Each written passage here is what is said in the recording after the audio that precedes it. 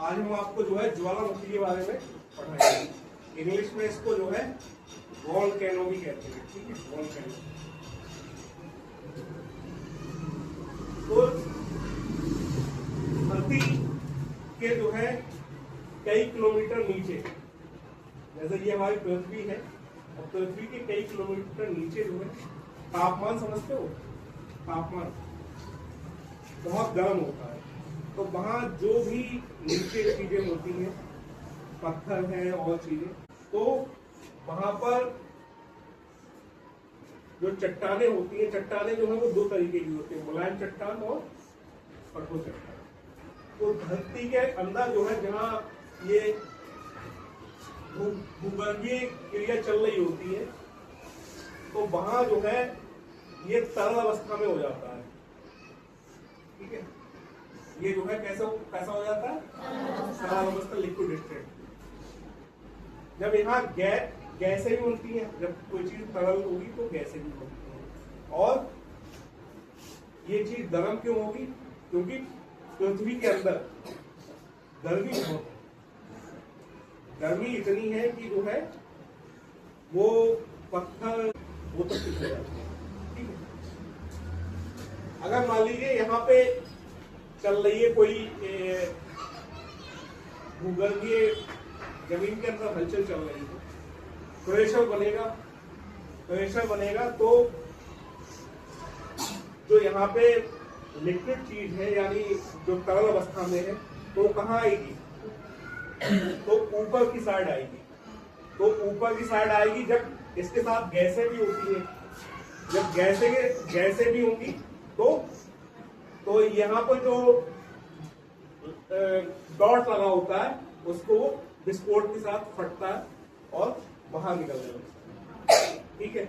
लावा जो है वो बाहर निकलने लगता है, वो बहुत गर्म होता है, जो है बहुत गर्म अवस्था में होता है और आसपास प्रदूषण को और उसको जो है बहुत नुकसान हो जाता है। ज्वालामुखी का मॉडल है, ठीक है। इसमें हमने जो है किसी केमिकल का यूज नहीं किया है, हमने यूज किया है किसका? इनो का, ठीक है। सिर्फ समझाने के लिए। कलर इसका व्हाइट,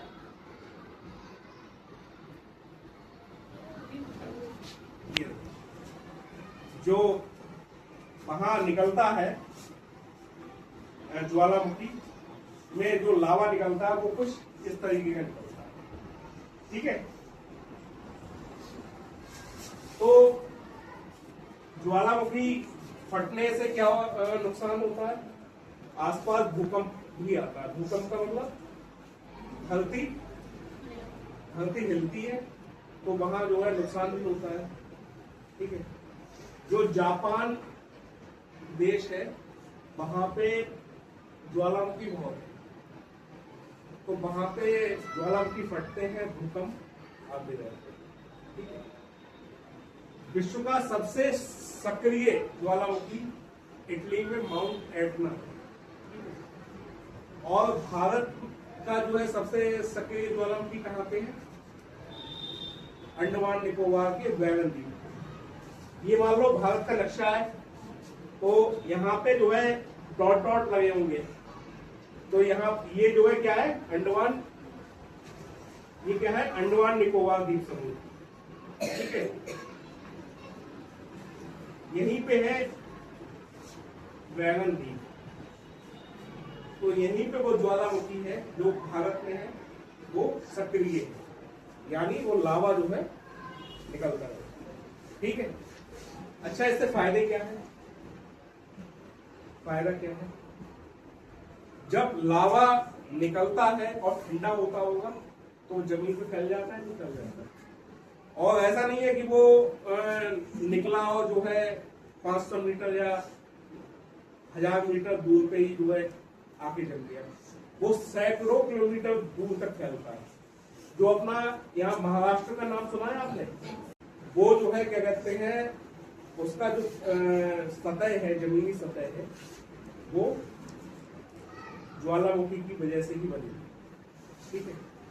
और जब लावा यहाँ पे फैल जाता है जमीन पे, तो वो जमीन उपजाऊ युक्त बनती है, ऐसा भी होता है कि जब ये विस्फोट के साथ चीजें बाहर आती हैं, तो जब ये ठंडी हो जाती है तो यहाँ पे खनिज निकलते हैं, सोना है, चांदी है, तांबा है और जस्ता है, कई तरीके के खनिज जो है वो निकलते हैं। ठीक है, आया समझ में? दूसरी चीज ये है कि ज्वालामुखी, एक तो जैसे विस्फोट हुआ, लावा इसमें निकल गया, फिर ये शांत हो गया, कुछ नहीं निकला। कई साल बाद क्या हुआ, 10 साल, 15 साल, 20 साल बाद इसमें फिर विस्फोट हो गया, फिर विस्फोट हुआ और जो है क्या कहते हैं, वो फिर निकलता रहा लावा, फिर शांत पड़ गया। ऐसा भी होता है कि ज्वालामुखी शांत पड़े रहते हैं तो वहां क्या बन जाती है, छोटी सी नदी बन जाती है या झील बन जाती है मीठे पानी से। ठीक है, तो ऐसा भी होता है कि जहां से विस्फोट एक बार होके निकल गया तो वहां शांति भी पड़ जाती है, लेकिन ऐसा होता नहीं है। जो अपना बैरन द्वीप का है, ये सन 1787 से सक्रिय है। कितना? 1787 हो गया, तब से यहाँ जो है लावा निकल रहा है। ठीक है, इससे नुकसान बस यही है कि पर्यावरण को नुकसान पहुंचाता है। जब लावा निकलता है तो अभी कुछ नवंबर की घटना है कि एक ज्वालामुखी की राख जो है वो दिल्ली तक आ गई।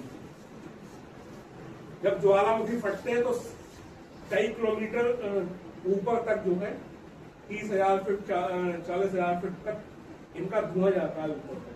तो हवाई जहाज वगैरह जो चल रहे होते हैं, आसमान में उड़ रहे होते हैं, वो क्या होते हैं, प्रभावित होते हैं, फ्लाइटें रद्द हो जाती है, तो जनमानस को जो है इतनी दिक्कत होती है। ठीक है, तो समझ में आ गया वॉल्केनो।